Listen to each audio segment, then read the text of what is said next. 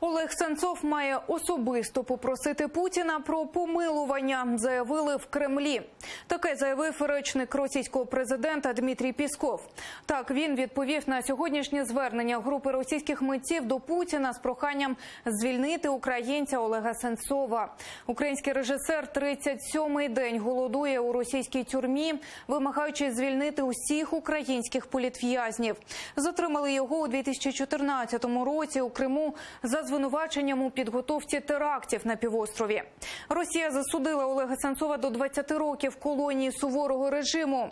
Лідер кримських татар Мустафа Джемілєв вважає, що Сенцов помилування не проситиме, а заяви Кремля назвав політичною грою.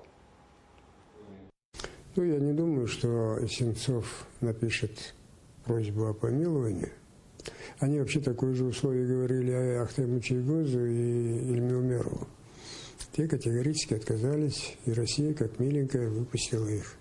Просто должно быть давление достаточно эффективное. Я думаю, тут одного шума недостаточно, должны быть санкции.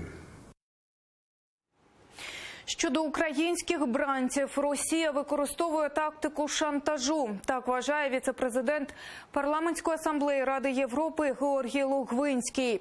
Він певен, північний сусід навмисно не допускає українського омбудсмена до наших політв'язнів. Але Росія вже не вперше.